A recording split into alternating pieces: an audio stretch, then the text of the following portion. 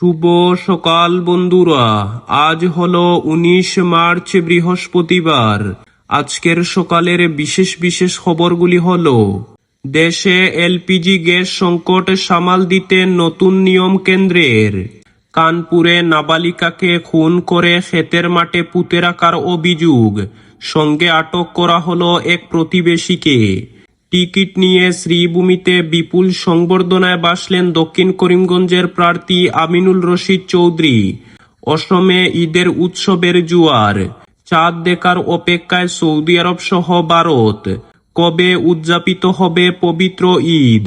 অসমে ঝড়ের তাণ্ডবের কারণে ব্যাপক ক্ষয়ক্ষতির সম্মুখীন কৃষকরা। এবার পাকিস্তানের সঙ্গে আলোচনা নয়, প্রতিশোধ নেবে আফগানিস্তান। শ্রীভূমিতে সড়কের বেহাল দশা ঘিরে উত্তেজনা।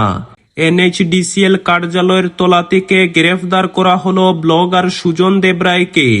প্রদ্যুৎকে প্রকাশ্যে বিজেপিতে যোগ দেওয়ার আহ্বান হিমন্ত বিশ্ব শর্মার। শীঘ্রই ইরান থেকে সরে যাব আমরা, যুদ্ধের 17তম দিনে ট্রাম্পের ঘোষণা।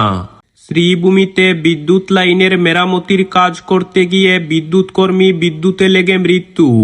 তাহলে বিস্তারিত খবরে যাওয়ার আগে অবশ্যই ভিডিওটিতে একটি লাইক করে চ্যানেলটিকে সাবস্ক্রাইব করে পাশের বেল আইকনটি বাজিয়ে রাখবেন, যাতে সঠিক তথ্যগুলো সবার কাছে পৌঁছাতে পারে। এবার শুনুন আজকের খবরগুলির বিস্তারিত। শ্রীভূমিতে সড়কের বেহাল দশা ঘিরে উত্তেজনা। শ্রীভূমি শহরে দীর্ঘদিনের বেহাল সড়কের পরিস্থিতি ঘিরে চরম উত্তেজনার সৃষ্টি হলো সোমবার রাতে। শহরের বিভিন্ন গুরুত্বপূর্ণ সড়কের করুণ অবস্থা নিয়ে ক্ষোভ প্রকাশ করতে গিয়ে চাঞ্চল্যকর পদক্ষেপ নিলেন স্থানীয় ব্লগার সুজন দেবরায়। ঘটনায় শেষ পর্যন্ত তাকে পুলিশ হেফাজতে নিতে বাধ্য হয় প্রশাসন। জানা যায়, গত কয়েকদিন ধরে শ্রীভূমি শহরের রাস্তার দুর্ব্যবস্থা নিয়ে সামাজিক যোগাযোগ মাধ্যমে ধারাবাহিকভাবে সরব ছিলেন সুজন দেবরায়। শহরের নাগরিকদের ভোগান্তির বিভিন্ন ছবি ও ভিডিও প্রকাশ করে তিনি বিষয়টি সামনে আনেন। তাতেও প্রশাসনের তেমন সাড়া না মেলায় সোমবার রাতে তিনি সরাসরি এনএইচডিসিএল কার্যালয়ে উপস্থিত হন। প্রথমে কার্যালয়ের সামনে ধর্নায় বসেন সুজন দেবরায়। পরে পরিস্থিতি নাটকীয় মোড় নেয় যখন তিনি অভিযোগ অনুযায়ী কার্যালয়ের কর্মীদের ভিতরে রেখেই বাইরে থেকে তালা ঝুলিয়ে দেন। এই ঘটনায় কর্মীদের মধ্যে আতঙ্ক ছড়িয়ে পড়ে এবং দ্রুত বিষয়টি সদর থানায় জানানো হয়।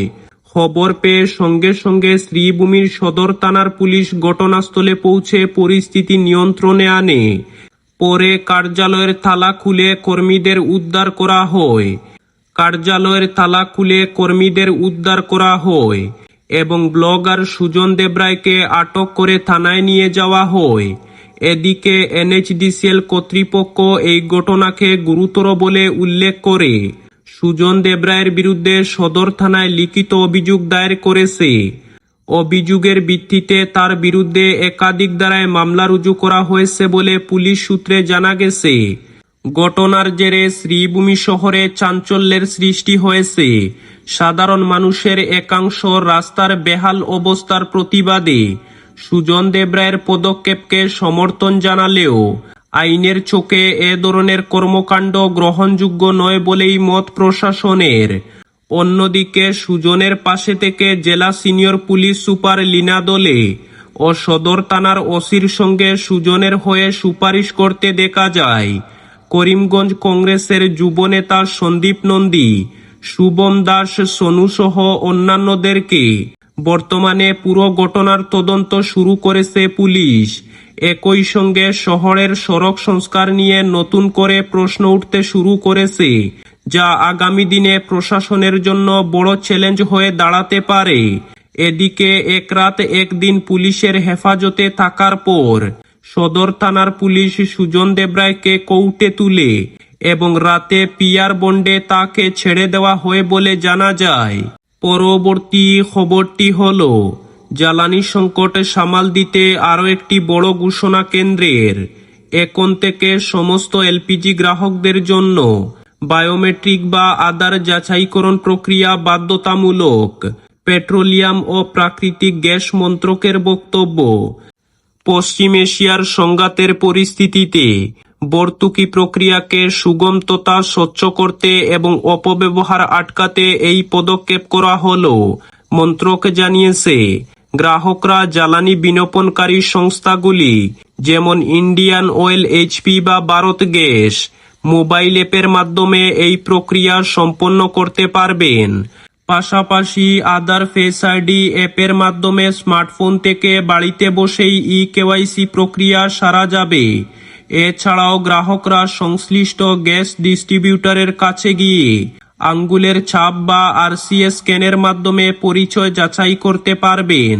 পেট্রোলিয়াম ও প্রাকৃতিক গ্যাস মন্ত্রকের বক্তব্য, বায়োমেট্রিক আধার যাচাইকরণ প্রক্রিয়ার জন্য কোনো এলপিজি ডিস্ট্রিবিউটরের কাছে যাওয়ার প্রয়োজন নেই।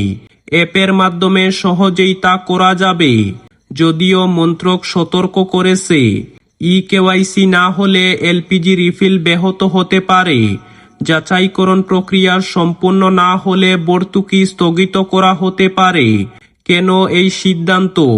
পেট্রোলিয়াম ও প্রাকৃতিক গ্যাস মন্ত্রক সূত্রের খবর, সারা দেশের রান্নার গ্যাসের ব্যাপক চাহিদা থাকলেও একটি বড় অংশ অসাধু উপায়ে গৃহস্থলী গ্যাসকেই বাণিজ্যিক ক্ষেত্রে ব্যবহার করছে। এমনকি গৃহস্থলীর জন্য বরাদ্দ ভর্তুকিযুক্ত সিলিন্ডার অনেক সময় হোটেল, রেস্টুরেন্ট বা কারখানায় পাচার হয়ে যাচ্ছে। এর ফলে সাধারণত গ্রাহকরা সময়মতো সিলিন্ডার পাচ্ছেন না এবং কৃত্রিম সরবরাহ সংকট তৈরি হচ্ছে। যুদ্ধের সময় এই কালোবাজার আটকাতেই এই নিয়ম আনা হয়েছে। পরবর্তী খবরটি হল, অসম জুড়ে এখন ঈদের আমেজ। অসমের বিভিন্ন গলি উপগলি, বাজার ও ফুটপাতে জমে উঠেছে কেনাকাটা। মেলা, অস্থায়ী দোকান আর মানুষের ভিড়ে উৎসবের রঙ আরো গাঢ় হয়ে উঠেছে। ছোট থেকে বড় সবাই ঈদের প্রস্তুতিতে ব্যস্ত। চারিদিকে খুশির আবহ। ঈদকে ঘিরে ব্যবসায়ীরাও বেশি খুশি। সন্ধ্যা নামতেই বাজারগুলো আলোকসজ্জায় ঝলমল করছে, যেন এক উৎসবের শহর। এবার আসি চাঁদের খবরে। সৌদি আরবে আজ শাওয়াল মাসের চাঁদ দেখার আহ্বান জানানো হয়েছে। চাঁদ দেখা গেলে সেখানে ঈদ হবে 19 মার্চ, আর না দেখা গেলে 20 মার্চ পালিত হবে পবিত্র ঈদ। তবে সর্বশেষ আপডেট অনুযায়ী অনেক ক্ষেত্রে 20 মার্চকেই সম্ভাব্য ঈদের দিন ধরা হচ্ছে, যা শুক্রবার হতে পারে। ভারতে সাধারণত সৌদি আরবের একদিন পর ঈদ পালিত হয়। সেই অনুযায়ী ভারতে ঈদ হওয়ার সম্ভাবনা রয়েছে 21 মার্চ অর্থাৎ শনিবার। পরবর্তী খবরটি হল, কানপুরে 11 বছরের এক নাবালিকাকে খুন করে দেহ গম খেতে পুঁতে রাখার ঘটনায় ব্যাপক চাঞ্চল্য ছড়িয়েছে। এই ঘটনায় যুক্ত থাকার পাশাপাশি নাবালিকাকে যৌন নির্যাতনের অভিযোগে এক প্রতিবেশী যুবককে আটক করে জিজ্ঞাসাবাদ শুরু করেছে পুলিশ প্রশাসন। পুলিশ ও স্থানীয় সূত্রে জানা গেছে, 5ম শ্রেণীর ওই ছাত্রী সোমবার বিকেলে গৃহপালিত পশু চড়াতে বাড়ির কাছের মাঠে যায়। সন্ধ্যার পরেও বাড়িতে না ফেরায় পরিবারের সদস্যরা খোঁজাখুঁজি শুরু করেন এবং থানায় খবর দেন।